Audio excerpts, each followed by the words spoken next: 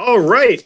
Welcome, everyone. Thanks for tuning in today, and thanks for spending some time with us. I'm Nate Ferguson, one of the owners and co-founders of Escarpment Laboratories, and today we have with us Dave, also known as Lager Dave.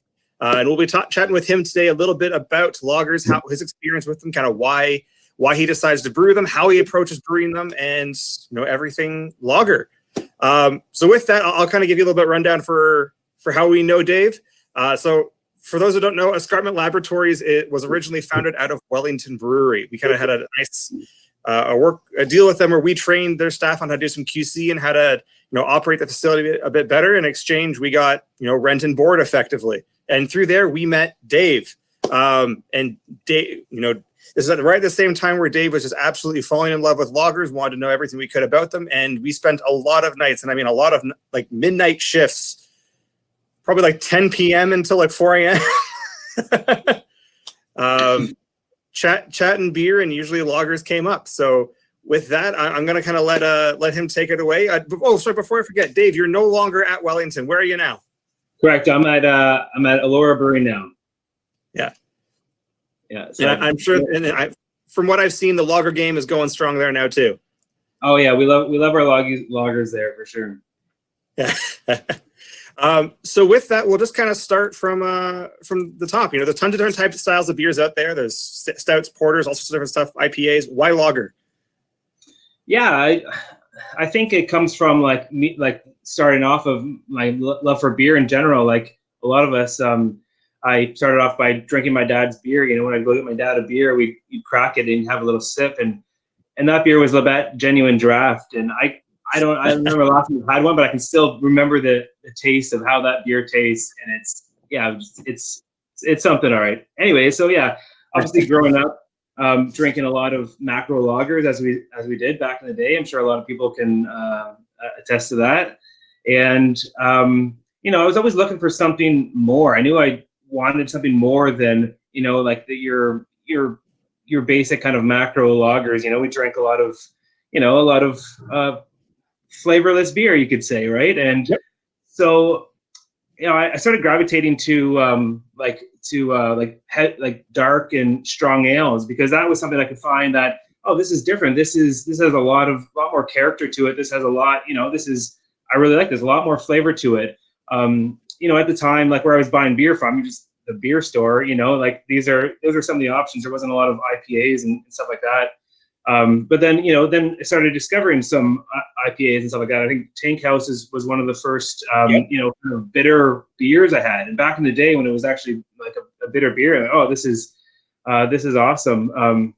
And then it wasn't until I really started brewing professionally that I started learning about beer and the history of beer and beers from around the world that I discovered basically like the German brewing tradition, like all malt beer. So like all malt lagers,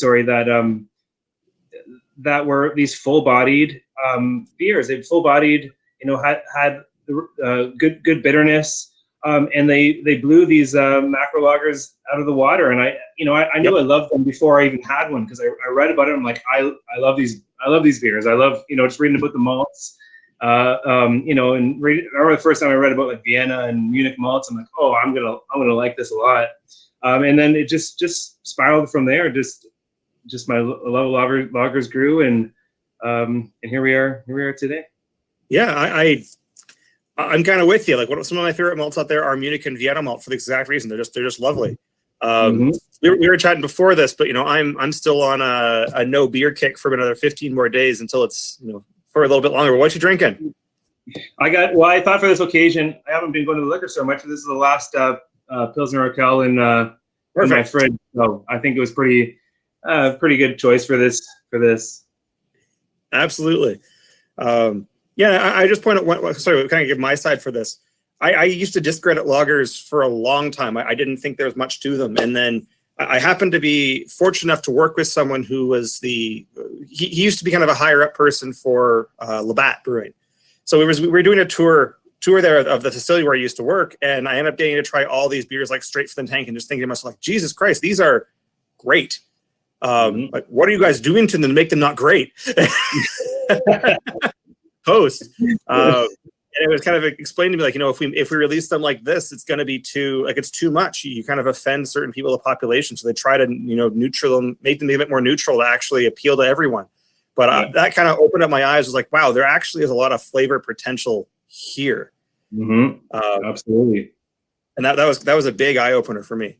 So I kind of have a standard way I want us to approach this. Just kind of, just to keep things consistent from person to person to person.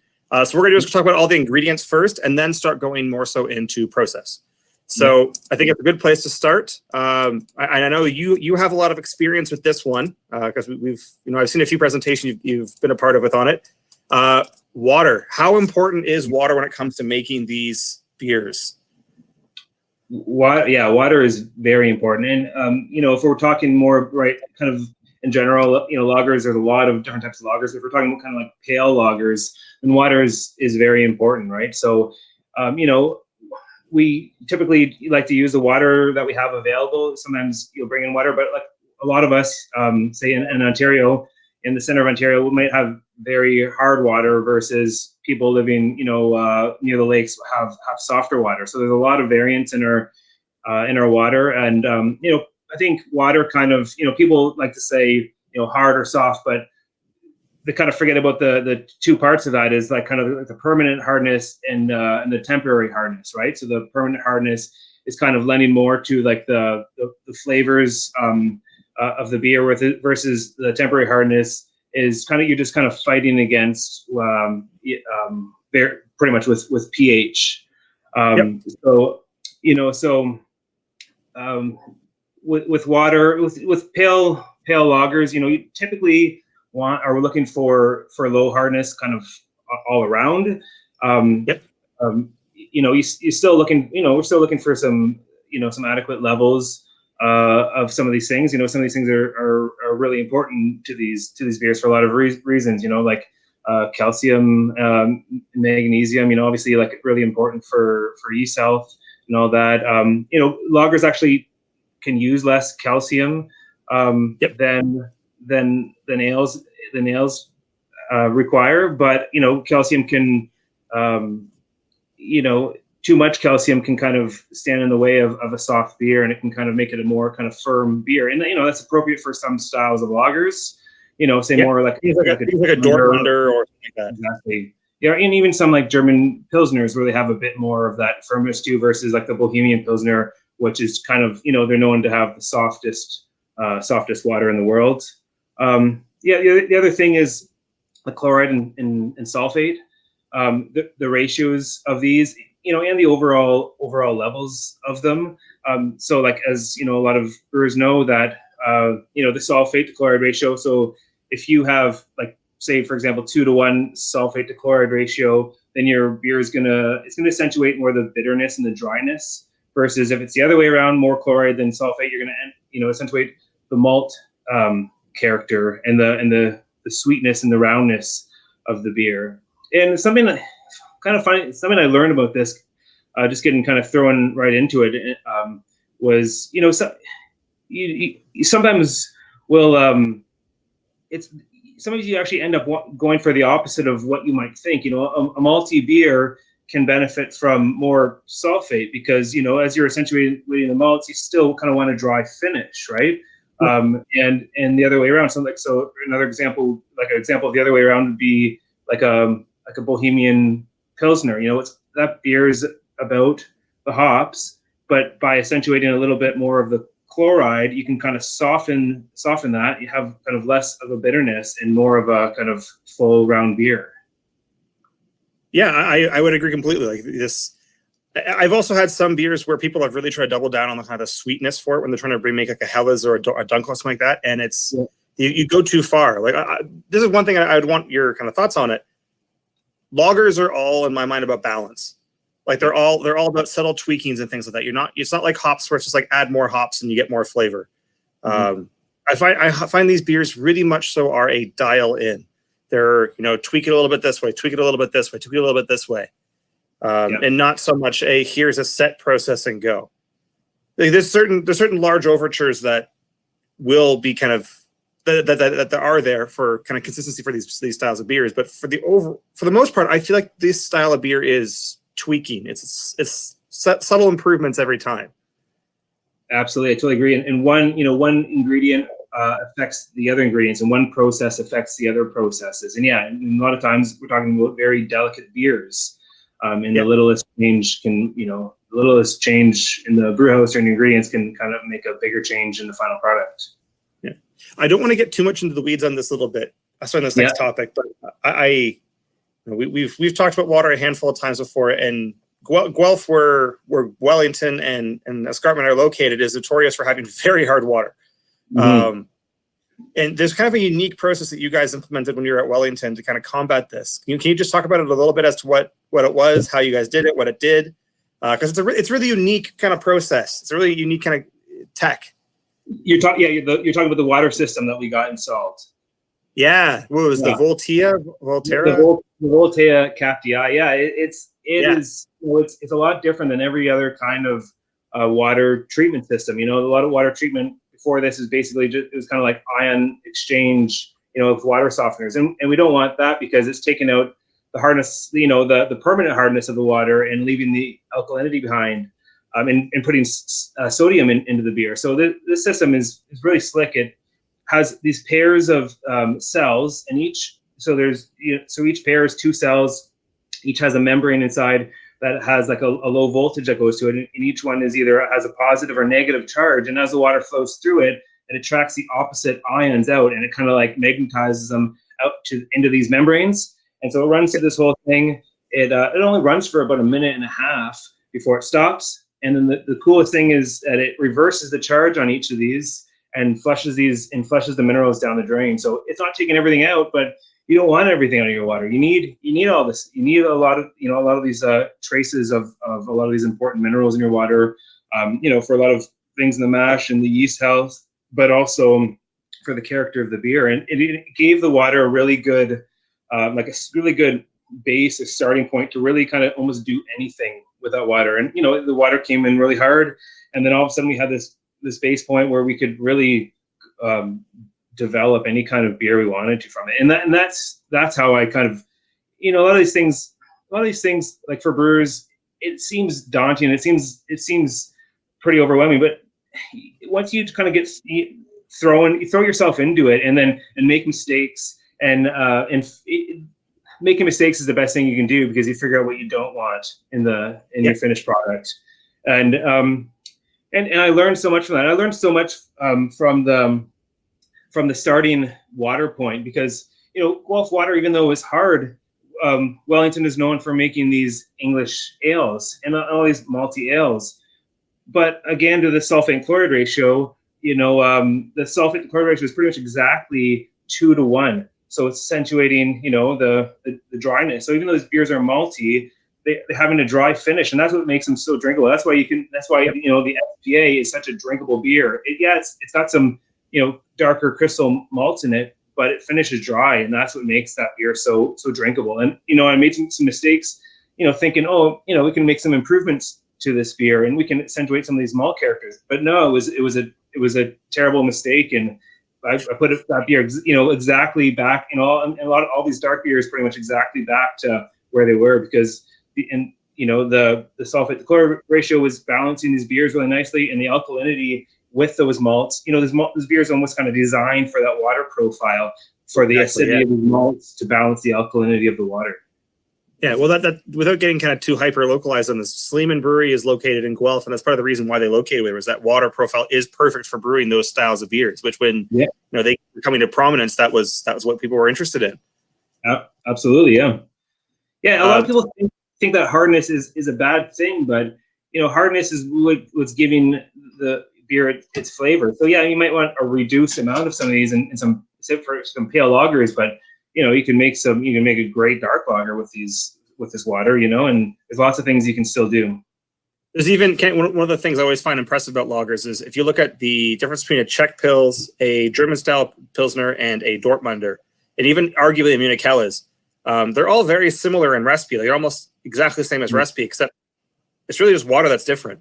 Yeah. So I don't think that water really should be an impediment for anyone for saying they can't make lagers because of their water. I don't think that's right. You can make it work, so you can't make every type of lager present.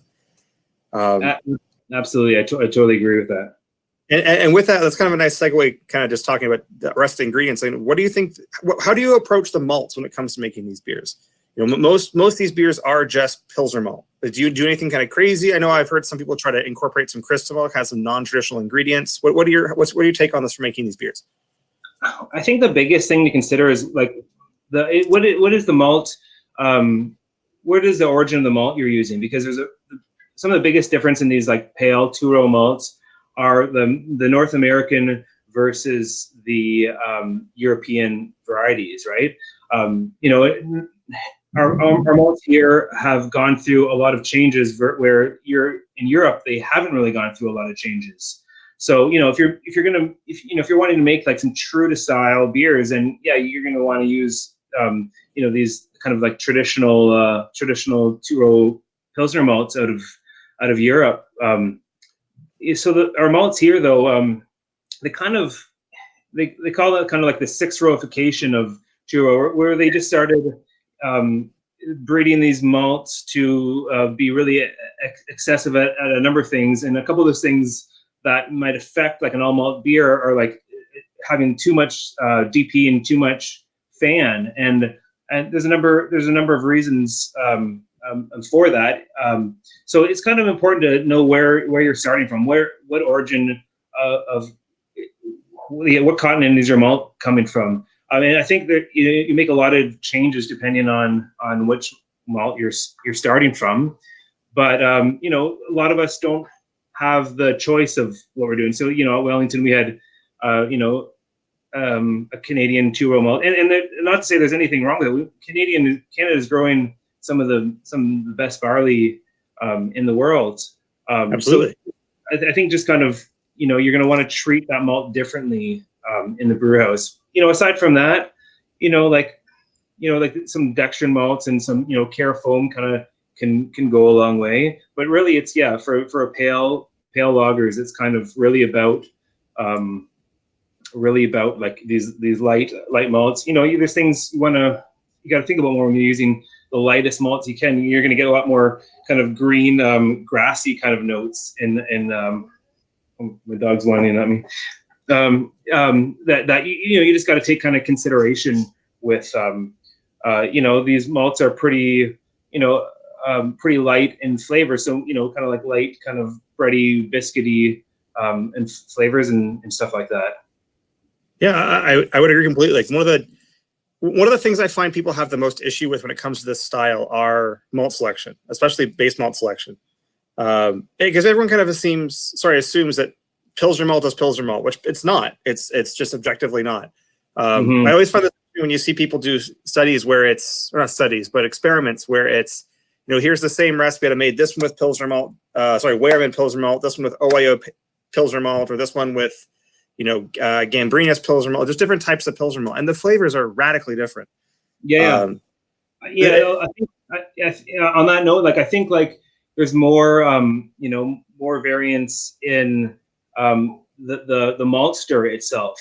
You know, like each maltster kind of is going to have more of its predominant flavor profile. You know, and you know, yeah, absolutely. Yeah, absolutely. And it's, you know, just to kind of one point to finish on this is that the starting material that you have for Canadian two rows is going to be different than it is for, say, German malt. Like you're literally working with different varieties. It's almost equivalent to if you use a wine difference. You know, everyone's growing grapes, but the different types of grapes you're growing around the world are different because they work better with different climates.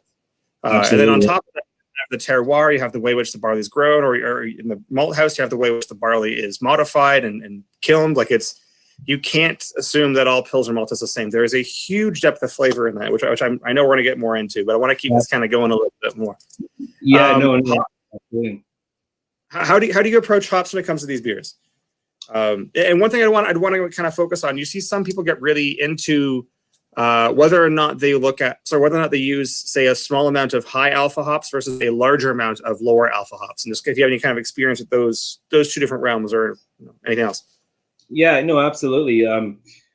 I think, yeah, they both definitely have different advantages. Obviously, you're using, if we're talking about like the bittering addition, especially a lot of these, it's beneficial to use a high. Oh, did we lose Nate?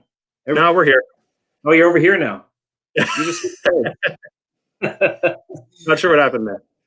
Yeah, so obviously from from a cost standpoint, you're actually using less hops for a bittering charge. The other thing is you're absorbing more liquid if you have to use more lower alpha hops as well. So there's that, but then there's something to be said for the flavor of it as well. Like say like a Czech Pilsner that's completely hopped with Saz hops. And I've noticed this just even from not even just lagers, but I've brewed a lot of different beers over time, a lot of contract beers, and sometimes someone will give you a recipe that you're bittering with a low alpha hop, and the beer, the kind of the flavor and the bitterness is quite a bit different. I find with low alpha hops, you get a more of a kind of like a chewiness to it, like a more of a mouthful. So it is really.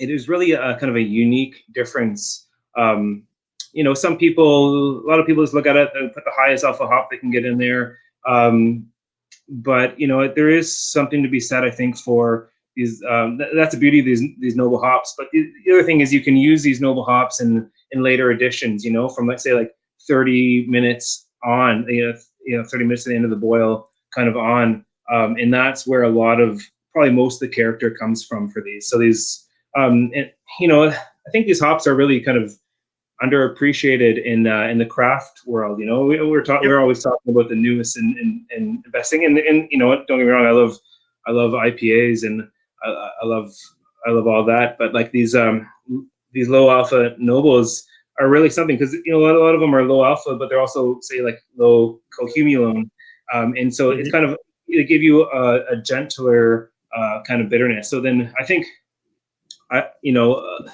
Good kettle hopping, and that's something you actually taught me. I remember one time I brewed a Dortmunder at Wellington, and I gave it to you to try, and you said, "Yeah, this is a really good beer, but you need more kettle hopping in it." And that's from that point on, I started, playing around with, what happens if you hop this beer at, 20 minutes, 30 minutes, or everyone is going to have their kind of different regimen. I lately I kind of stick to more a 15, 20 minute. In like a 0 to 5 minute kind of hop addition for a lot of these beers, but there's no reason why you can't play around with these. Yeah, I always describe kind of the difference as it's almost like a textural thing, or it's kind of the quality of bitterness is a bit different, where it's not just like my standard for this is always Magnum, which is like a 10 to 14% alpha acid, just kind of sharp, very clean bitter. But if you start getting into, say, low alpha, especially what you mentioned Saaz for bow pills, like that's just the texture you get off of that and the quality of bitterness. Like, yes, it is bitter, but there's so much more depth to it. There's so much more kind of flowing around that it's not just bitter. And I think that's wonderful. And it's something that a lot of people kind of overlook when they start approaching lagers. We'll kind of move on to the last little bit, yeast. Lagers often have yeast kind of overlooked a fair amount just because you're just looking for kind of clean, neutral flavor profile for the most part. It depends on what you're going for. But what have you noticed with regards to yeast and how it impacts the final beer for a lager?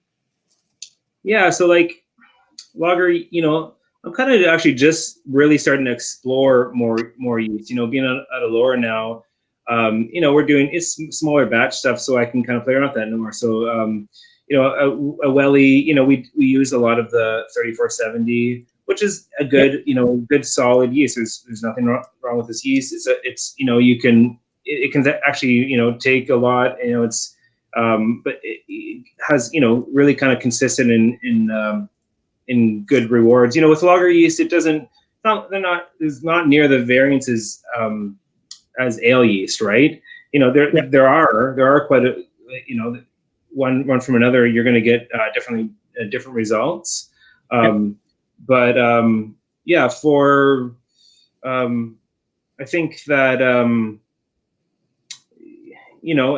I think it's a good experiment. So a lot of lagers I have made are kind of with that 3470. But now, I mean, right now we have Escarpment Czech lager yeast in house, and that's kind of that's just really it's kind of like blown my mind at like how different it is. It is it's such a soft yeast. I'm using it right now in a beer that's with our kind of our normal water, really hard water, and it's amazing how much softness that yeast brings to it. So definitely looking forward to playing around with more of your guys' yeasts. Looking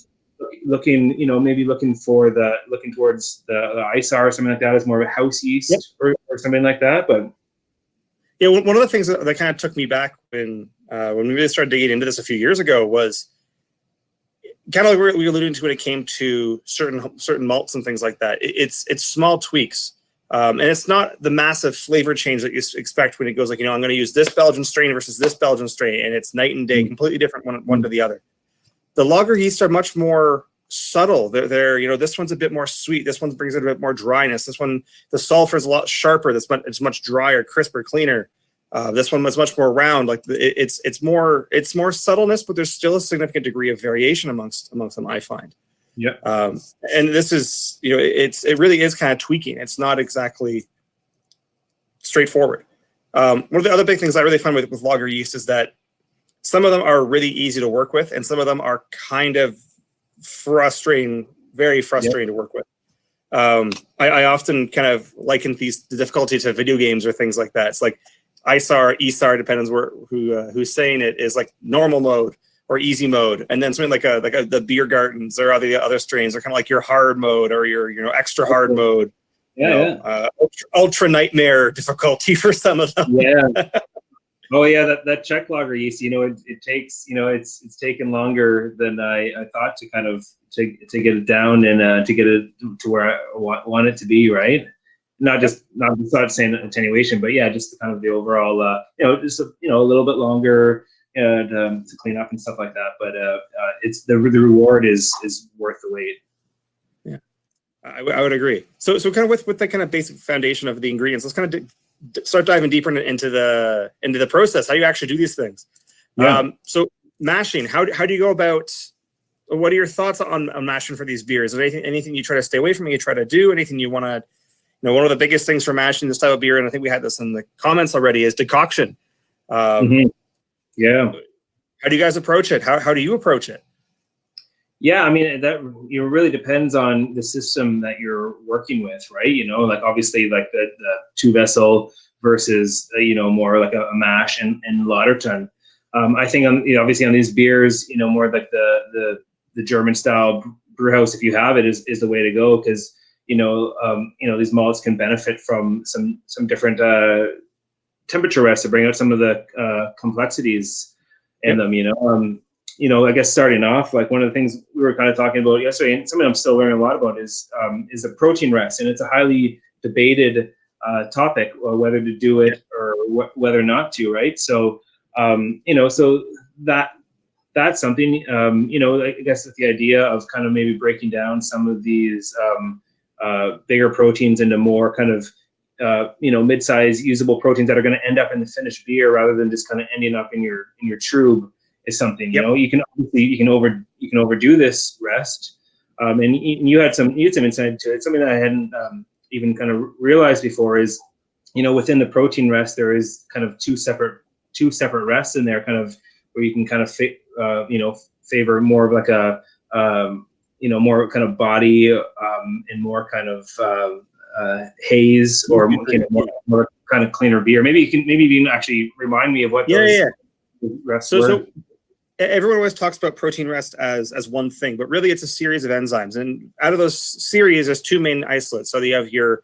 what's usually called a peptidase rest, which on the low end of that rest, usually around the low 50s, and then you have a protease rest, which is on the higher end of that, so kind of the higher 50s degrees Celsius. I don't know what they are in Fahrenheit or freedom units offhand. We don't have these around here, though. Yeah. But the peptidase rest essentially turns medium chain proteins into FAN, or smaller chain proteins. And this can be good and bad. If you're making macro style lager where you need to add more FAN without adding other nutrients to it, this actually can be quite useful. But what you sacrifice with this rest is body and foam. So those medium chain proteins are what actually give the beer body. They give the beer, texture. They give the beer smoothness.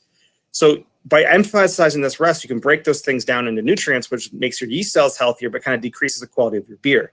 By going with the higher temperature, around like 57, 58, 59, or even in some strange cases, low 60s, you're taking insoluble proteins, so things that mainly come out of trub, and turning them into medium chain proteins.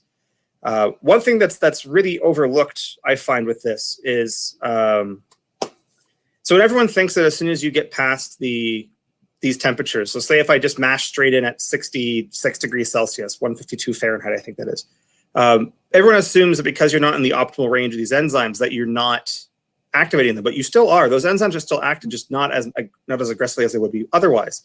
And this is one of the reasons why you see some kind of weird German-style mashing techniques that are out there, where say you mash in at 55, you then do like a 15 to 30 minute mash rest at say 66 or 64, mid to low 60 range, and then you go to say 71, 72, 73, even higher sometimes for like an hour.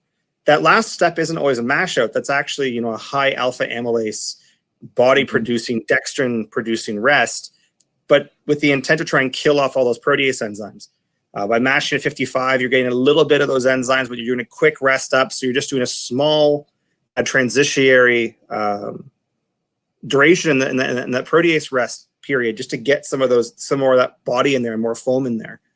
Right. Yeah. Like one of the things I always find fascinating about this, and I am kind of going on a little bit about it. Czech style pills and all these things, they all have to follow the Reinheitsgebot, and they all, for the most part, just use 100% pale Pilsner malt. Like there's no crystal malts, there's no dextrin malts, things like that in most of them. But they always have wonderful foam on them. They always have wonderful head, great body to it, and a lot of that is just these fine tuning of the mash rests. Really trying to crunch out more of these medium chain proteins from these beers, and not trying to break them down into peptides and kind of into yeast food. It really is kind of the small dialing in of this process to get it into something quite lovely and very expressive. Yeah, I could keep on talking about that, but we got a lot more to talk.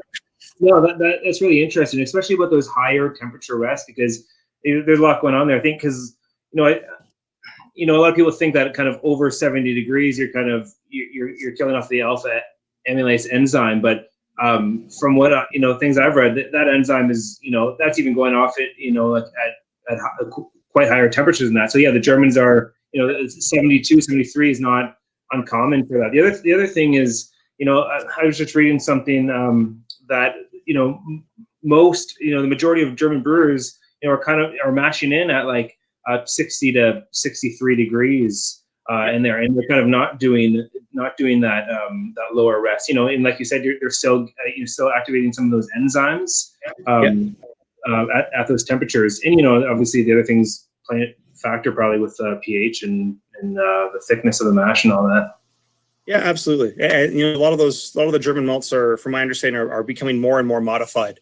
Like the degree at which the enzymes are being produced in the malt house is increasing, so you can get away with not doing them as much.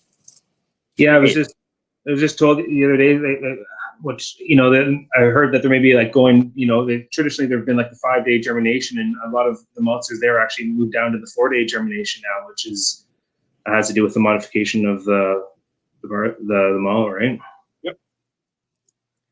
So we'll go to the next stage, boiling. How do you usually approach these? This is kind of the big question here is like 60-minute boils, 90-minute boils. I've seen some people try to say can get away with a 45-minute boil for a lager, which I wouldn't. But what's your experience with? Yeah, no, I always go at least 75 minutes. Depending on the beer. Yeah, for the lighter kind of beers, I'll definitely start at 75 minutes, and bigger beers with alcohol increase to there.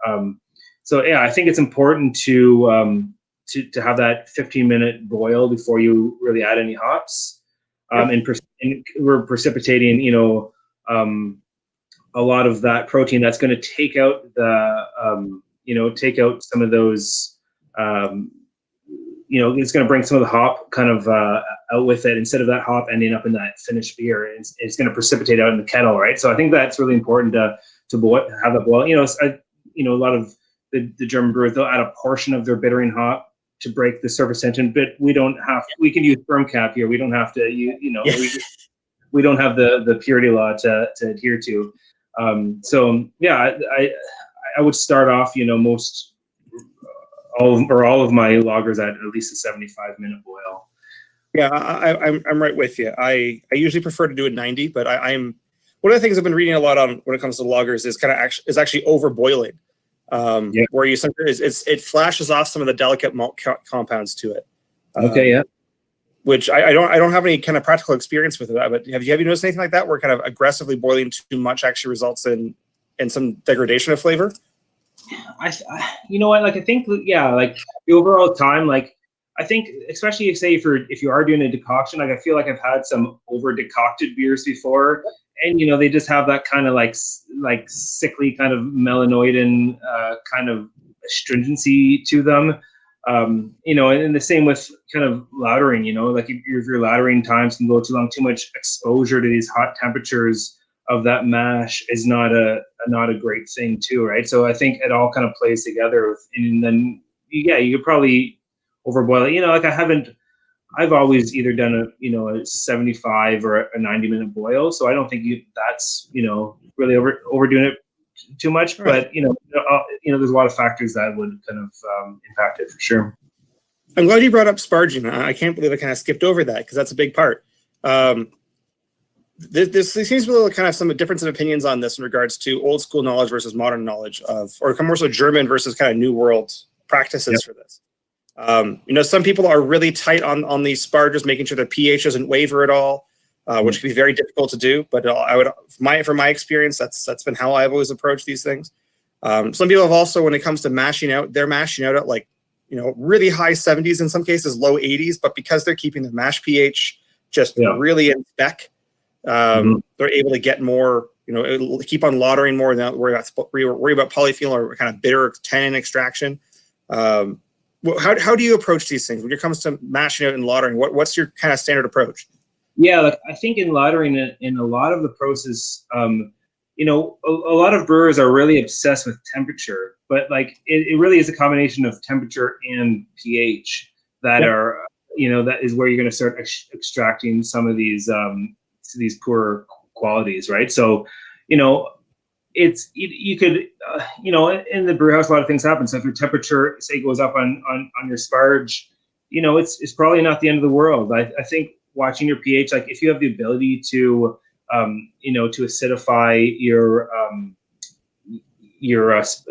sparging liquor, that can be a really, really beneficial thing, especially with alkalinity in your water, because like alkalinity in your mash, it's fairly easy to deal with if it's not too out of hand. Alkalinity in your sparging water is where you start to run into problems, and so that was near the end of the sparge.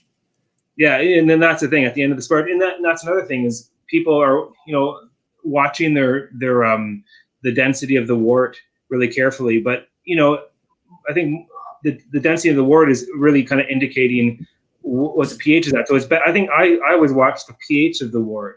I don't really watch, I'll record it just to know kind of where the how much extract's left in there. But I think it's a lot more so about the pH of the wort is when you're going to start extracting these tannins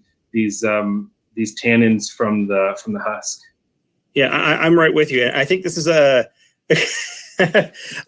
see some people in the comments have already mentioned, like, Nate brings every single time Guelph water comes up, he takes that opportunity to mention it. But I think the water that we deal with really does make you pay more attention to it, because if you don't do anything, like when I remember brewing, I think it was actually at Wellington, and I think I mashed it, and we were mashing it like 7, and I was shocked. I'm like, how alkaline is this water? What is going on? Oh, your pH. I remember checking the pH and be like, what is wrong? And the pH is right. It's just silly high. Oh yeah, no doubt. Yeah, it was absolutely crazy. But I think pH is way more important. And I've seen some of these German brewers recommend mashing out at like 81, 82 degrees Celsius, which just seems absurd to me, but they're very focused saying you need to keep your pHs in check. So when it comes to the pH, what are you shooting for? I know some people go for kind of 5.2, some people go 5.5. I usually go kind of 5.2, 5.3. Sorry, which point are you talking about for the?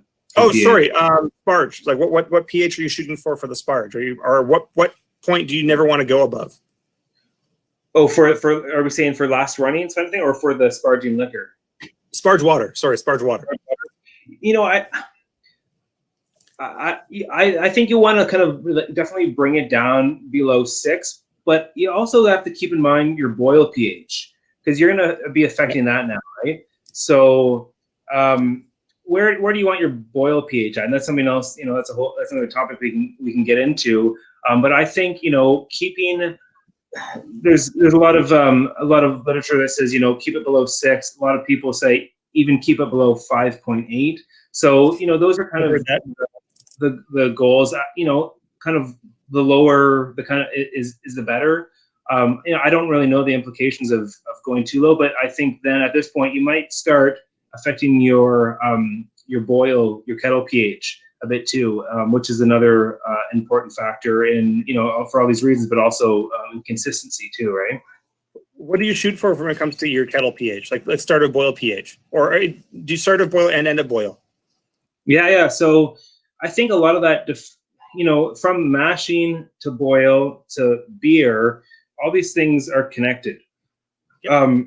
So where I think you have to start by asking yourself, where do you want the finished beer to be at, right? So, you know, a lot of like a really clean, you know, crisp lager, you probably want, you know, low 4s. As you get more malty, you know, you might be kind of want to be more like 4.4. You know, like I remember on the Welly Hellas, you know, I was, you know, trying to make it as a crisp beer and, you know, and not low 4s. But then I had a batch that ended at 4.4 and everybody just loved it. You know, because, and that's kind of the nature of the beer. It is a malty beer. Like the Hellas is, you know, the Hellas is the malt as to what Pilsner is the hops, essentially, yep. Right? So, and that kind of opened my eyes up to, you know, thinking outside of what, you know, what are we going for? Yes, it is.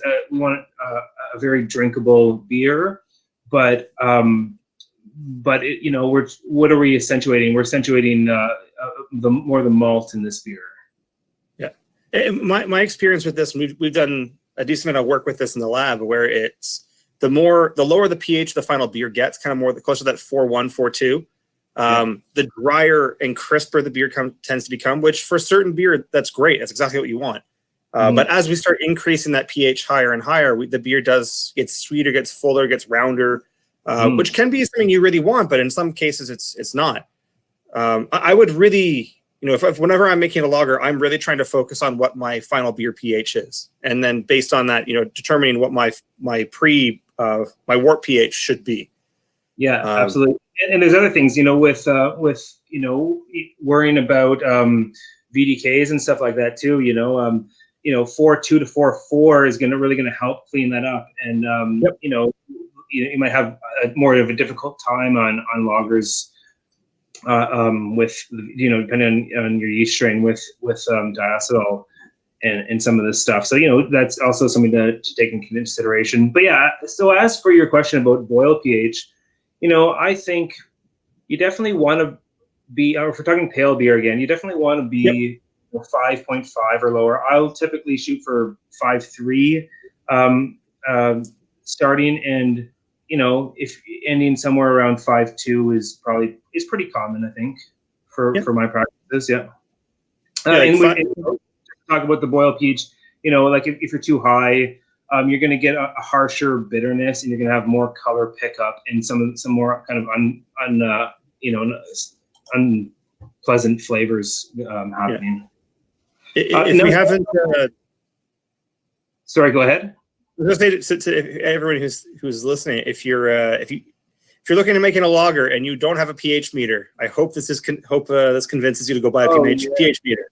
Absolutely, it's one of the most useful tools. I mean, you can have, absolutely.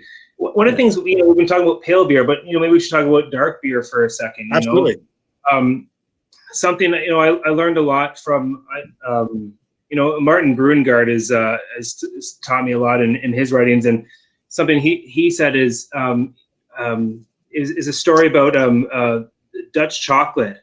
I don't know if you know this one. It was actually before this discovery, chocolate was only basically in a liquid form. But until they realized how to raise the mash pH up, it became less acidic, and they could kind of have it more in a solid form, where it's kind of this more smooth kind of flavor. So when starting in your mash for a dark beer, aiming towards the higher end of the pH range, so what I'll try to do is at least 5.4, 5.5, 5.6, and you will really kind of accentuate these smoother kind of roasted notes, versus a lot of people treat every mash the same, and they're going down to like 5.2, 5.3, which is going to drive your boil pH down, and which is going to drive your finished beer pH down, and it's going to be sharp, and it's going to lack body, and it's going to lack malt character. So I did that, and maybe one time I went a bit too far with one time I brewed I was just playing around with it. I brewed his Imperial Stout, and I served it to somebody, and they thought it was our chocolate milk stout because it was so smooth.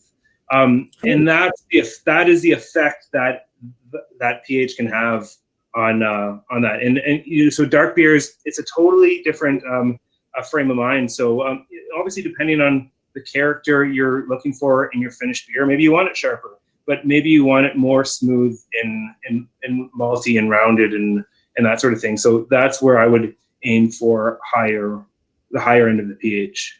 So if you want to bring out more of the malt sweetness from it, you want to shoot for that higher end of the pH scale. Yep, absolutely. That makes tons of sense, and that kind of that's I can concur from my experience. Yeah. One thing I do want to point out, though, is this: you haven't done any of the Kvike lagers, have you? No, I haven't, but that's something I'm really interested in. I haven't done a ton with Kvike, but yeah, it's something more in the talks of right now of just kind of messing around. But yeah, and I don't actually know a ton about them, but I'd love to learn more, especially about your crispy. The only thing I want to mention about it is that most lager yeasts, the different yeast strains alter the pH of the beer at different amounts. So things like a saison are going to alter the pH much more impactfully than, say, a lager yeast, which does so very minimally. Yeah. If you are looking to make a beer, like if you're trying to make a clean ale, or you're trying to like a lager like ale, like a cream ale, something like that, you typically want to shoot a little bit higher on the pH scale, because these are yeast strains that typically are able to acidify the wort to a higher degree. So if I say bring this beer down to, say we were doing a 5.2, 5.1 pH because we want this to be a lighter beer, and I'm using an ale yeast, that can actually make that pH become too low to the point where that the dryness almost becomes harsh. Yeah. So even when you're working with, say, a light ale versus a light lager, there are some process variations you want to go through. Like if you're trying to make a cream ale, you might want to go like 5.4, 5.5. I probably wouldn't go higher than 5.5, but different yeast strains are going to have impacts on the pH, which is going to impact the dryness versus malt sweetness elements of these beers. Absolutely. Yeah, it's not uncommon for these ale strains to dip down to and stay at 3.9 or something like this, right? And I think that's one thing to consider. There's people who make, lagers with ale yeast. Elders. Like there's a lot going on in the brewery. Yeast management can be one of the trickiest things. So like if that's something you do, then that, I've done it before too, like with some of the brands, and there's some big beers that are called lagers too that are actually ales. It's this kind of back and forth of I think, what is it? Is it Brooklyn or something like that? Brooklyn Lager is actually an ale, like Cali yeast fermented cool or something like that.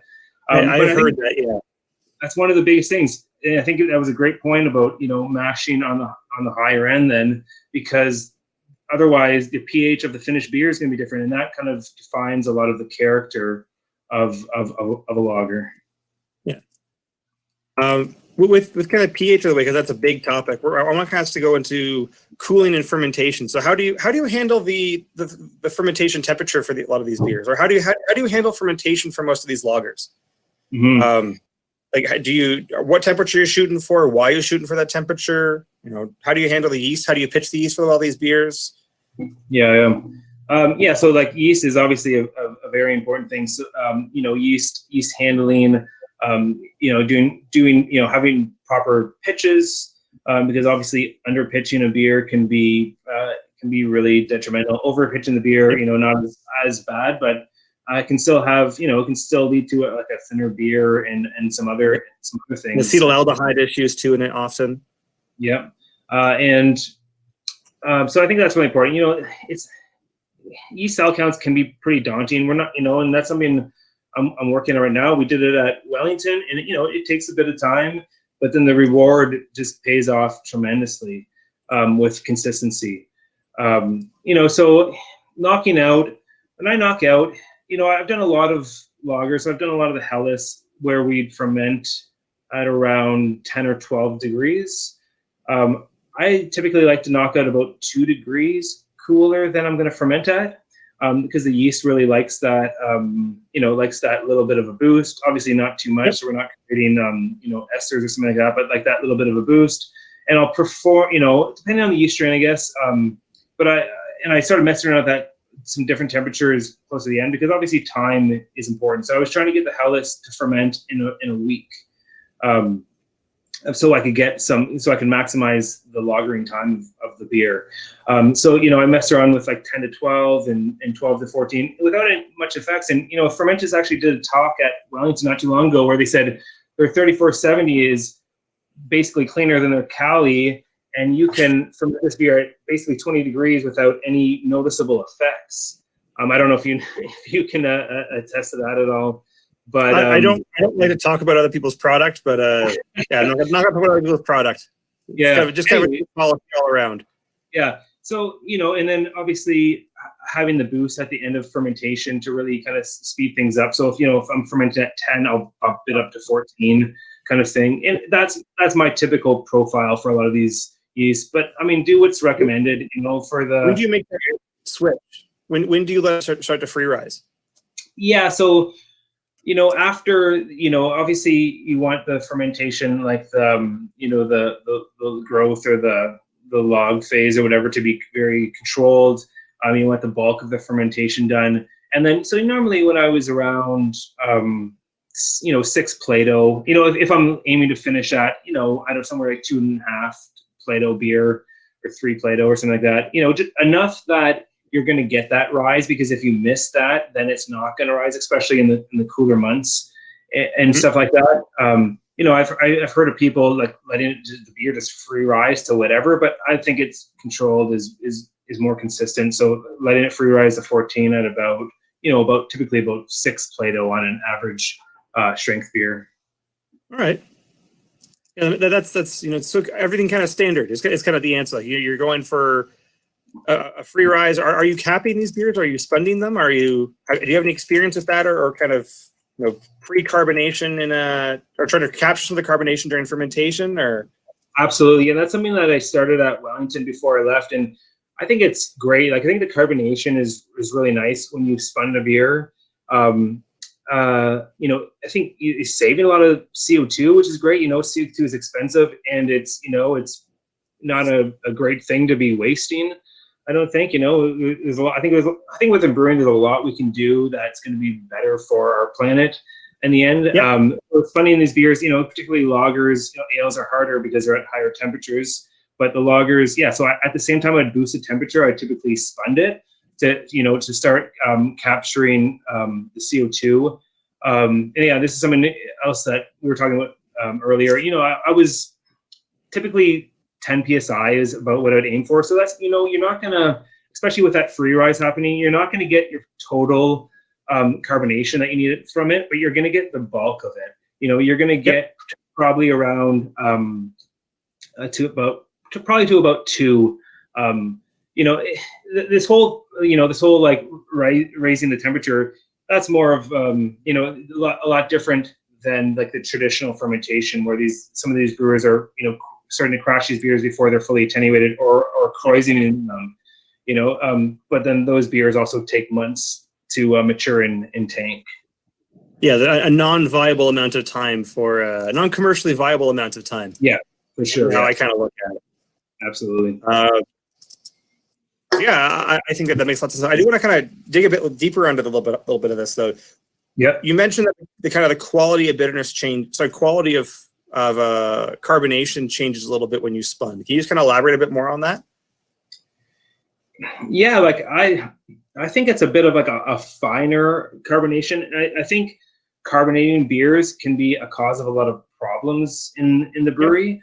You know, we can lose a lot of aromas if we do it too aggressively. And so spunding, I think, is just a very, very gentle way to carbonate these beers. You know, we're nothing, you know, or we're keeping that pressure on the tank. So the spunding valve is allowing the excess CO2 to leave. But, you know, with that pressure on the tank, I think we're kind of capturing a lot of these aromas and just kind of giving it a gentler carbonation. Yeah, I would. Something I've also noticed is that these, in theory, you know, this is. I don't think the study has been done to my knowledge, but a lot of proteins through that's what I'm looking for.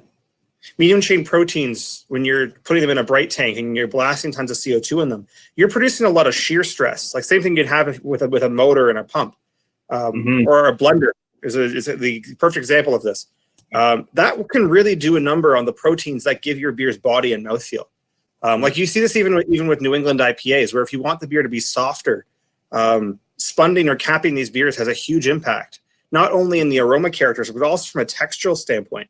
Just because, you know, those proteins are going to make that beer softer, whether it's a New England IPA or whether, in this case, it's a lager. There's huge benefit to that. And you know, in a lot of breweries, like carbonating a beer is, you know, a bottleneck, you know, because you know, if you're carbonating through a stone, you know, this takes time, and so, you know, the process is often rushed, and I think the beer is often, you know, what could be a tremendous beer is often sacrificed at the, you know, because we have to get these beers out, we have to package them, and we have to get these beers out in a shorter amount of time. So I think, you know, spunding them can kind of, I think, can take away from some of that. Yeah, you have to add less CO2. One of the worst cases I've ever seen was a brewery I had just started working at, and I walked into the back and they were carbonating a beer, and they were just blasting CO2 through, but they had the side arm, like the blow off arm, open all the way. And I'm like, what are you guys doing? Like, oh, we're carbonating. I'm like, what are you doing?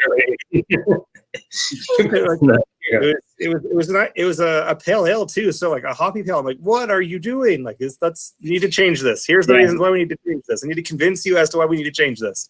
Yeah. And there's more to be lost in a hoppy beer too, right? Yeah. So on a related note, do you do anything? Do you look for sulfur? I know some brewers really kind of focus on sulfur when it comes to like a nice crisp level of sulfur when it comes to all of these beers. Is this something you worry about, or not so much? Like worry about having too much sulfur? Too much sulfur, or some brewers are targeting for a certain amount of sulfur in these beers. Like some lager brewers, this is something they really either pride themselves on for the delicate amount of it that's present, or, you know, the absence of it. Yeah. You know what? Like, I haven't dealt with a lot of this. You know, now dealing with some of these new strains. So like, I popped in the brewery this weekend, and our Bohemian Pils is fermenting in it. The brewery was a sulfur bomb in there. You know, like that. You know, the fermentation was having a lot of sulfur, but already had it today just before I came in. The sulfur level is in an acceptable range, and I'm sure it's going to go down. So yeah, I haven't had too much problems with that. You know, I think, you know, with some, maybe, you know, just keeping away from, you know, having like excess, you know, trub, or sitting on the trub in the fermenter and stuff like that is beneficial. You know, there's, it's maybe not the most common off flavor, but mercaptan can be pretty detrimental to the beer, and that's, you know, kind of like rotting kind of it's a sulfur compound, I believe. And it's actually the scent that they put in natural gas. So if you've ever had, and I've had a number of beers or beers in general, but some lagers that they just tasted like gas. And, you know, that's kind of what's happening there. So I think, you know, it's not too common, but I think you really want to avoid that in ways. So like keeping the trub at acceptable levels. You still obviously need trub, some level of trub to get into your fermenter for the yeast. But then, most of the time we're cropping yeast off these fermenters. But if you're not, I think it's still important to strain that bottom trub out of there. You obviously need that.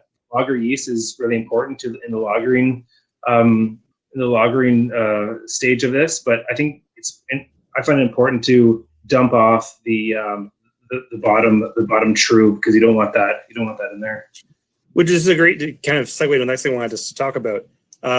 Yeast cropping, handling, packaging, lagering. How do you approach these things? I want to kind of focus on the lagering process first. Like, what are you doing during the lagering process?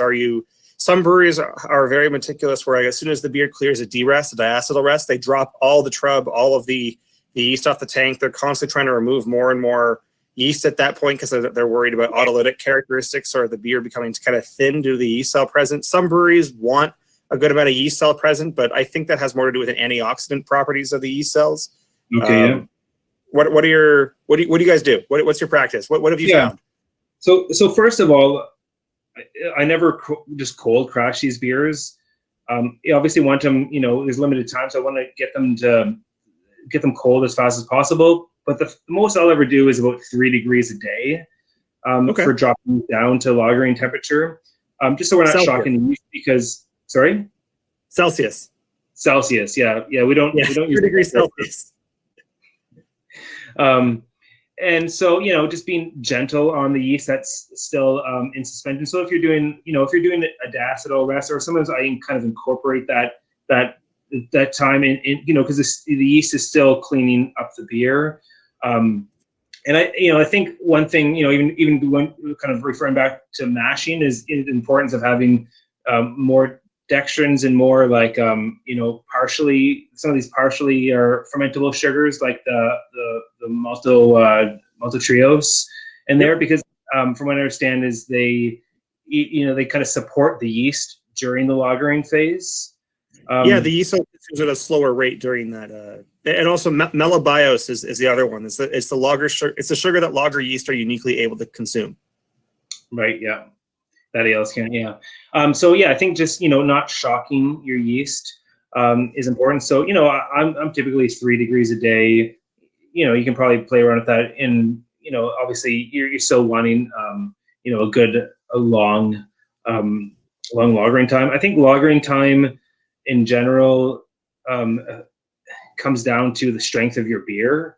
And so that's something I think, like, if there's a brewery that's looking, say they don't have the most time to keep these beers in tank, but they want a good house lager, I would probably just, go for a low ABV beer, because you're going to get more of a stun versus, some of these higher strength worts. The Germans have an equation. It's, it factors in the starting gravity and how many days you need to lager it. I forget what it is. Of course, they probably have a single word for it too, but the higher the strength of the original gravity, then the longer the lagering time. So if you're making a bock or something like that, you're gonna want a longer lagering time. If you're making a light beer, so like the Helles and Wellington, we got 5 weeks on that beer in total time. So I was trying to ferment it in a week, lower it down, 3 degrees a day, and then lager it out for those last kind of like 3.5 weeks. And that beer was 4.5%, and I think it did well. Yep, I'd agree. Yeah, you see some brewers kind of go all. Some people really kind of focus on lagering time. One thing I've also read a lot on is read a little, not as much as I want, but heard a lot about is fermentation geometry on this, where horizontal bread loaf style fermenters, big, long but not tall fermenters, because there's just less distance for the yeast cells to travel, the lagering time required is less. Also, if you're working with a tank like this and you're trying to flash off sulfur, because you have a higher surface area to volume ratio on the top of the tank, your chance to flash off sulfur is higher, so you require less lagering time for that. The less pressure on the yeast cells means diacetyl cleans up faster. Like the geometry of these beers during that lagering phase does seem to have a big impact. Yeah, or like the Budweiser thing, where they're using these beechwood chips to just create more surface area. Yeah, exactly. More nucleation sites to help flash off more of these things. Mm-hmm. Yeah, no flavor. It's all processing aids. Oh, absolutely. Yeah. How are you cropping the yeast cells? How are you handling that? You know, if you're spunding these beers, you're essentially cropping foamy yeast, fizzy yeast. Yeah. So yeah, the yeast doesn't like the CO2, right? You know, it creates it does make it foam more. So you know, it's a tricky thing, and you know, because now you're involving scheduling, right? Scheduling in a brewery, you know, is going to make you do things you don't want to do. You know, like that's why I didn't go above 10 psi, because I didn't want to, you know, I didn't want to, like, I could have gone higher probably and fully carbonated beers, but then still having it as a practical use. And something you pointed out earlier when we were talking is, yeah, these yeast cells can handle higher psi. The healthy ones can, but the not healthy ones are going to be more impacted. So you know, that's, if you're doing something like that, you know, cell counts and all that stuff are all the more important. But yeah, you know, like I didn't have too many problems with it. Obviously, you know, you're dropping off the what's on the bottom, like these dead yeast cells in true, before you get a good yeast. You know, I think it's even more important on lagers for these cell counts, because they're such delicate beers, and you know, you're going to risk of creating some off flavors. You know, you're not going to get as much. Don't expect to get as much yeast off your ales as your lagers.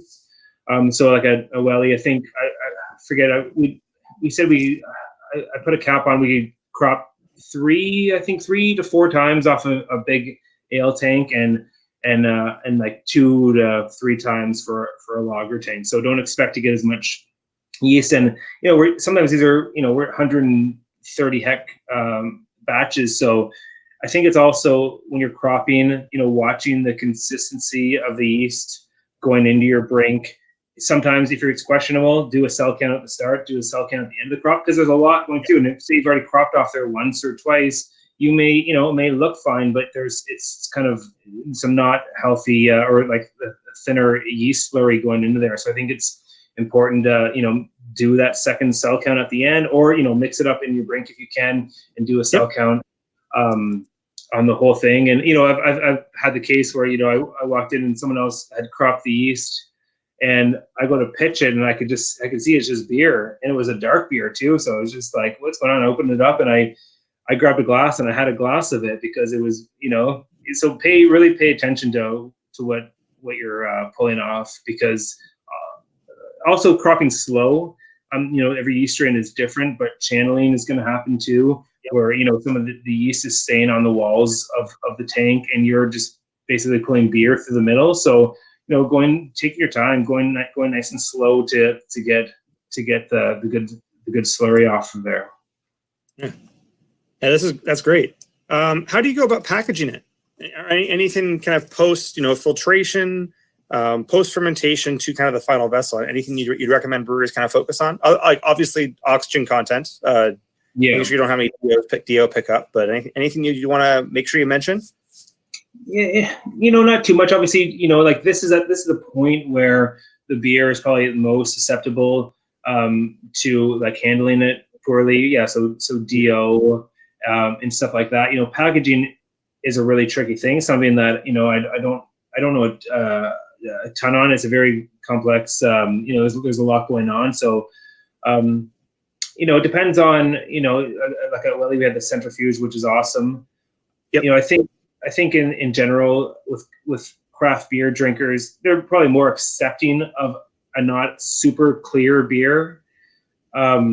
You know, so like if it's not crystal clear, that's probably fine. You can, you know, like, you know, if you're doing some you know, coarse and fine filtering on it, or you're not, or you're using biofine, I think there's kind of good results of both. It's kind of what you're looking for in the end.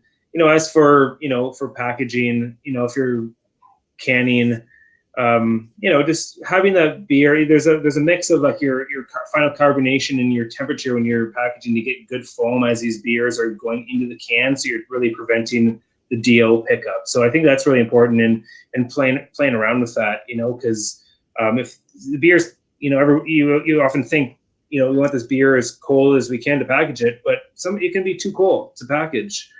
So keeping that in mind, having good control on your temperature and your carbonation levels going into the package. Well, one thing I've from my experience is that these beers are.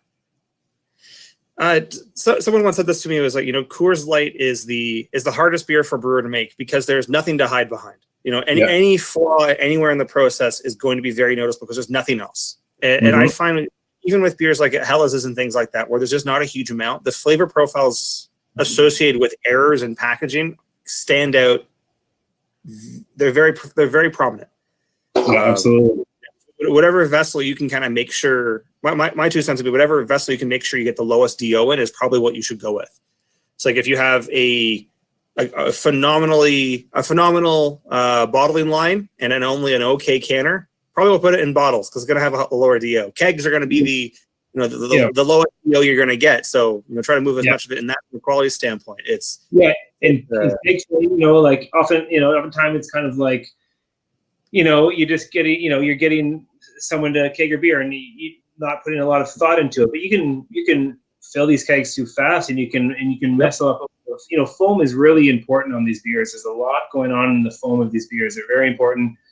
Go to when I was in the Czech Republic, all the beers have like great foam, and then you can order like the versions of the beer that are basically all foam. They love their foam there. But a lot of so many malt and hop characters are coming out in the foam. So not destroying that foam that you created in your brewing, in your fermentation, in your carbonating, it can all be undone if, say, you just like fill a keg too fast. Just be gentle and slow and take your time on these beers. It'll pay off in the end. Yeah, I remember another brewery I was at. They were filling kegs, and it was the protocol was this guy's protocol. I shouldn't say the standard protocol. This guy's protocol was depressurize the kegs, then fill them, and then just let all the foam run to the ground until you were spewing beer out. I'm like, what? What are you doing? No. What is going on here? Yeah. It's just you're tearing all the proteins apart.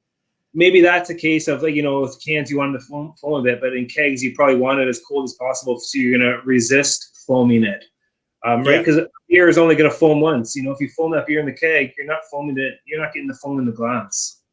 Exactly. No, absolutely. So we've covered a lot of content. This has been really good. Thank you. There's a few things I want to kind of tackle before we start digging into the audience's questions. In your mind, what's the hardest part about making lagers? Like what causes you the most grief about these beers? Yeah, I think just just having the patience and being really gentle and thoughtful about every step.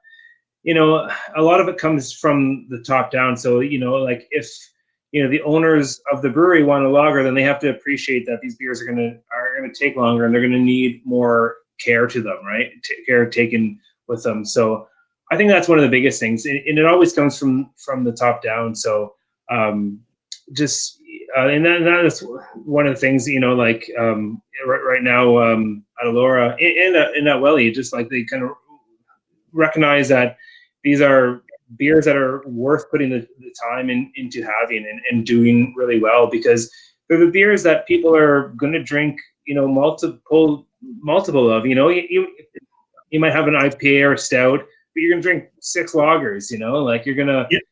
It's a beer that you can really move a lot, and craft is really coming into that, and there's a lot more lagers coming out. I think a lot of people kind of just think, oh, I'm gonna, make a lager. It's easy. Now, although these beers are, maybe not as crazy as some of these some big ales and stuff out there. There's a lot of really nuanced flavors to them that need a lot of attention. So I think just appreciating that, having the time for them, having the care for them, having all your brewers on the same page with what your end goal is, consistent. And that results in good consistency too, because consistency is the hardest thing. Because like you said, like any little change or any little off flavor is going to be amplified in the finished product, and it's going to take away from drinkability. And I think drinkability is one of the biggest things. And a lot of times, people are afraid of IBUs in lagers because they think it's. Oh, we lost Nate again. I think a lot of people are afraid of IBUs in lagers, but I think ultimately a more of a bitter beer, without going overboard, is lends to drinkability. We lost Nate. Well, how are you guys doing? What are you guys drinking out there?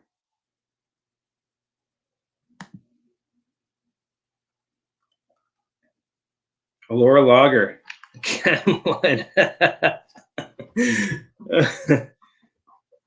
You guys have any questions? Sorry about that. Not quite sure what happened there. Yeah, it is. Fighting with my my router apparently. This is great. I still heard all your answers. I just my side went down a little bit. Yeah. And kind of a follow-up question to this: what would you recommend someone who is, say, the boss wants to start making lager, or they want to start making something that is lager-like? You were in this position a handful of years ago. What would you recommend to them? What would be your kind of 2 cents you'd want to make sure they have? Like what they have for like for the finished product? Where should they start this whole thing? Like you've gone through all the trials and the issues. You've made all the mistakes when it comes to making this style of beer. What if someone is completely new to making lager, other than buying a pH meter? Yeah. I mean, what would you do? Starting off with like just educating yourself on what's going on. There's some great books out there. This book I got over here, this New Brewing Lager book. I recommend this book to not just lager brewers, but to ale brewers too, because there's a ton of great information. There's so much good information out there. So just educating yourself to all these things that, like we talked about like before, like what are we using? It's, I've learned a lot. Like recently I've switched base malts, and that's taught me a ton about brewing, because I'm doing the same, I'm doing the same procedure in the brew house, but I'm getting totally different results in the end. And so what are, like I said, you don't always have the option of brewing with like German Pilsner malt, and that's totally fine. We grow great malts here, but what are you dealing with? If kind of dealing with these malts differently in the brew house is definitely a big thing. And like kind of you have to take a full picture look at what you have. If you have what your water source is like, and how you want to go about these things. I think we covered a lot of kind of the basics, but like each one of these things we talked about changes with your setup. What's available to you, what is your equipment, how much time do you have, and there's you'd probably make tweaks on all these things as they change. Yeah, absolutely. The thing I always it's a reference point shift. Like the way in which you make a lager is not the same way you make an ale, and I think a lot of people just assume that making beer is making beer. Yeah, and it's not. The skill set for one and the equipment for one is very different. Yeah, exactly. A lot of people just kind of think, they're making an ale, and we'll just pitch lager yeast in this, and we'll use our lightest color wort or lightest color malt, and we'll make a lager. But there's a lot more going on there. Yeah. I think that's a good part to kind of pivot and start going through some of the questions that we got here. So we'll go for the first one. What's your opinion on decoction? And I'd kind of make a follow-up to, do you think it's needed? Yeah, I don't think so. I've done decoction, a couple of times, like when the Lager Dave Pils came out. Although that beer, I really like that beer a lot. It was a single decoction, a decoction into the mash out rest. Yep. Like it was a hard process. Decoction is a tricky thing. I think it can be done really well, but like practicality in most craft brew houses aren't set up for it. Yeah. I think you can also like over decoct too. Like I've had some beers that were like over decocted, and they just just like just too much. There's too much going on. Yeah, the single decoction I was doing on that German Pilsner, I think it did add to the beer. Is it necessary? Probably not. I think that's if you can do it. I think it's a fun thing to do, but you're not going to be doing it every day. It makes for long days. Yeah, I'm with you. I think decoction is kind of fun. It's a cool thing to do first, and I think it can add some nice kind of complexity to it. But I don't think it makes sense to do it to a Helles unless your brew house is designed for it. No, the practicality of it isn't. It's a tough thing. It's a tough thing to do. I think you can do a lot with step mashing if you have the capability of step mashing, either like infusion of hot water, or if you have a steam mash tun. That is that there's a lot you can do with that, and I think you can make some excellent beers with that alone. I mean, you can make some excellent beers with single infusion too. But again, then you just there's a lot other things you'd want to consider. Which is the exact next question. Can you cheat and still make a good lager? Single step mash, short boils. Essentially the question is, where can you cut corners in the lager brewing process? Yeah, I think one of the first lagers I made on a professional scale is, we called it at Wellington, we called it the winter lager, and it was basically, if I remember, it was like an even split of like Pilsner, Vienna, and Munich malts.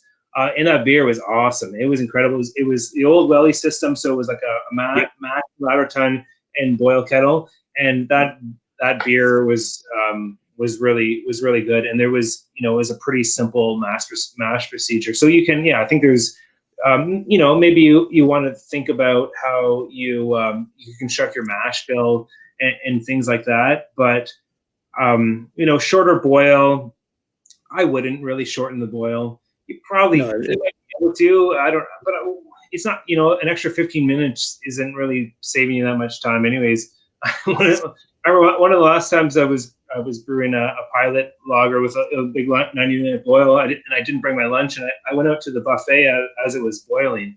It was awesome.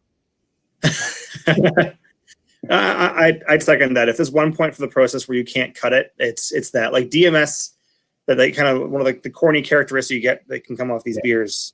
If it's present, it's gonna be present. And I personally find that as the beer gets older, the DMS becomes more prominent. So even if you taste it fresh and it's not there, 1 month, 2 months, 3 months later, it might start rearing its head really aggressively. And doing even like a 75-minute boil, that 15 minutes is so much worthwhile. I've also had some lagers where they're a 45-minute boil and they taste good for maybe a week.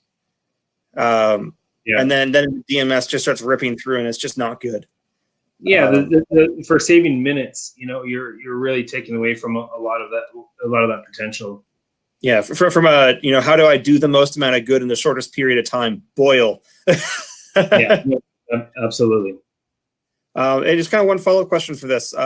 What about decoction with well-modified malts? And I want to talk about this a little bit. So one of the reasons that decoction mashing was originally implemented for German brewers is that it's a more efficient way to extract sugars from under-modified grains or poor quality barley. Like if you find yourself brewing in a zombie apocalypse or maybe a Corona apocalypse, you're probably decoction brewing. That's going to be a way to get more efficiency out of those grains. No questions asked. Yeah.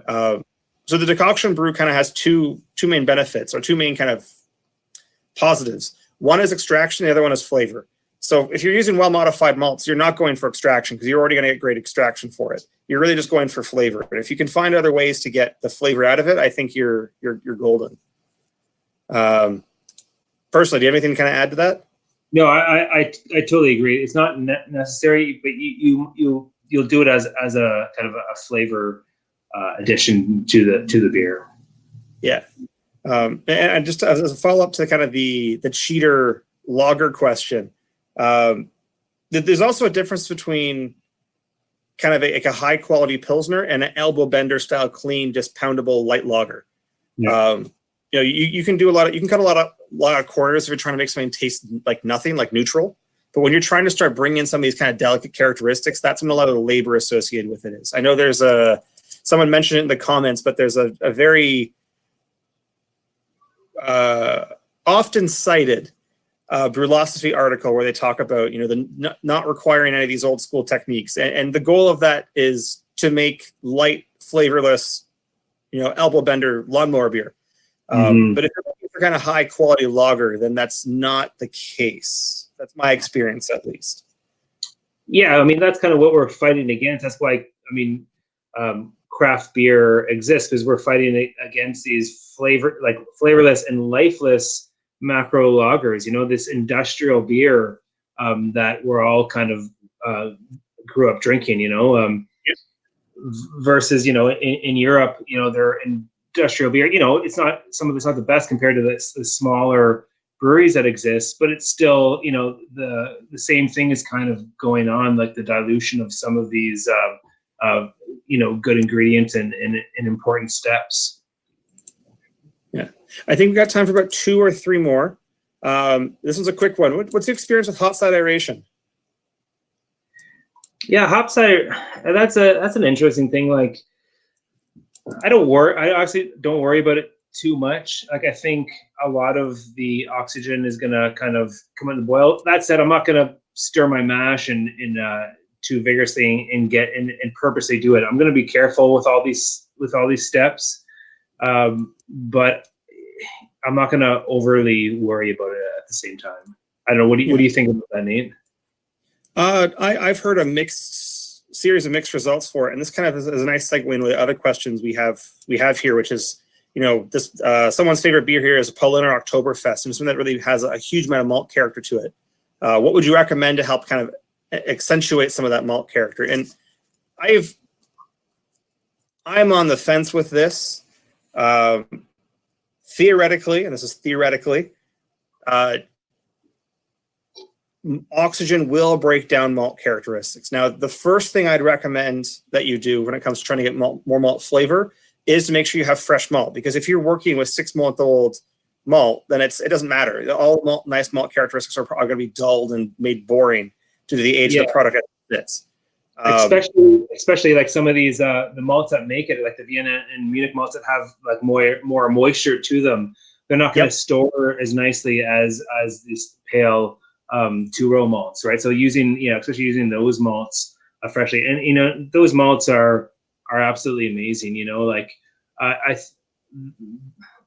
My love for those malts is so that some of these Oktoberfest Marzens and even like some Keller beers and stuff like that, those malts just kind of make that beer. They give it the richness that the beer needs. And kind of like going back to like like our 2-row malt that has that kind of excess amounts of some things in it. Those malts have basically just kind of enough, so you're not ending up with kind of too much of them. And light color malt comes at the detriment of flavor. So like that's why Vienna and Munich malts are just awesome. Same as like English pale ale malts and stuff like that. Yeah. If you get fresh Maris Otter, it's lovely. Oh, absolutely. I would say making sure like the first thing I would do for trying to accentuate delicate malt character is just make sure the malt is high quality. That might sound really, basic or simple, but that absolutely is the first place you should start looking for this. Because if you don't start with anything that's high quality, you can't end with anything high quality. No, very true. And taste your malt. It's a lot of things. Brewers just like dump in the bags of malt in. No, taste it, because there's a lot you can detect a lot of these flavors. Yeah, it's the same as like tasting your fermenting beer. It takes a while for you to be able to recognize some of the flavors, but taste every batch of what your malt that you're putting into your beer, because there's some amazing things that you can kind of detect from that. And then once you know you're starting with something good, then you can start getting into more details, and then you can start DO concentrations throughout your process become much more of an importance. A hot side aeration that becomes, I think, a bit more of an importance when you start looking at it from that standpoint. I've heard of some brewers doing crazy things like adding some excess yeast into their mash to try and further reduce oxidative potential inside of it. But those are all, kind of high-end, small, fine tweaks. If you're not starting with something that has those characters you're looking for, you can't create them with these processes. You need the malt to create the flavor, and you're just trying to preserve it. Absolutely. And I kind of get lost between those two. No, I totally agree. Yeah.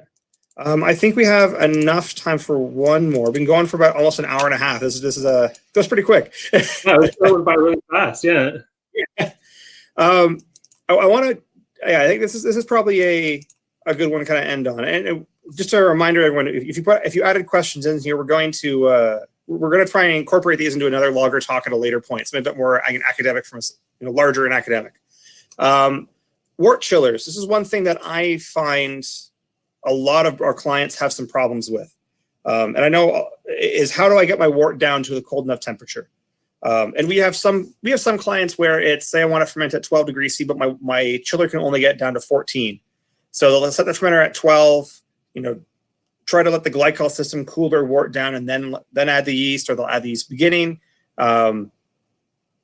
I don't know I know Wellington had to upgrade theirs to try and make lagers and things like that. I don't know if Elora has a large enough size chiller. Have you been in this scenario before? What have you done to kind of offset it? What have you found works well? How would you go about making a lager if you're in a situation where you don't have the cooling capacity to knock it down to where you want? Yeah, you don't need to pitch your yeast right away. So I've had this problem on some pilot systems before, where you're trying to knock out, and on the Welly pilot system, if you're knocking out at the same time the big brew house is knocking out, you weren't getting that cooling that was needed.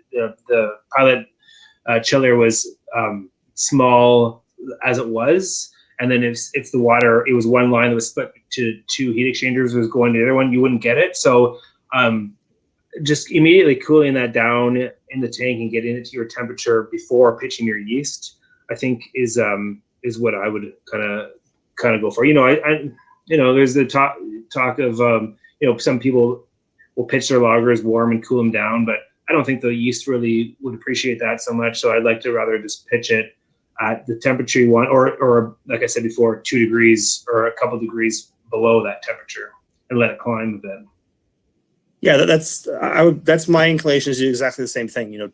Let the glycol system itself cool that wort down, making sure it's properly designed so that you're not, I set it for 12, but I actually got 8. That's not great. That's kind of, less, arguably more bad, but it depends on your process. I see no problem with doing that as long as you have the capacity for it. One of the things that we have had some breweries, and we actually just the lab, we actually have a pre-glycol chiller. So we have, cold water, city water comes in. We then have a water to cool glycol system that then brings the water down even colder. So we're able to cool down with 4 degrees C water on demand. That thing works great. Not always possible. We happen to at one point have had an extra plate chiller hanging around. So we put it in line and put it to use, and it saves us a good amount of time. It's kind of you can kind of use a great investment. Absolutely. Yeah. I'm looking forward to the new facility, by the way. Sorry? I'm looking forward to the new facility and some escarpment beers. Me too. Me too. But that we'll have a webinar / podcast thing on that at a later point. I think that's been great. Thanks, Dave. Do you have any last kind of comments to bring up, or anything you want to chat about? No, I think we've covered a lot. One thing is, I want to see better beer in general out there. If anyone ever has a question or anything, I'm always happy to help out, because I want to see the industry grow as a whole. So anytime anyone asks me anything, I'll be completely honest, and I'll give them the time, because I just want to see. I want to be able to go out, when bars are open. I want to be able to go out and have a good beer wherever I am. So I think just kind of, the more information that we all have is a great thing. Yeah, I couldn't say it better. We the more information we all have, the better beer we can all produce. Absolutely. With that, thanks, Dave. This was great. Thank you. Thanks for tuning in, and we'll see you guys next time next podcast next week. Next week, this time is kombucha production inside of a brewery. Hope to see you then. Cheers. See you, man.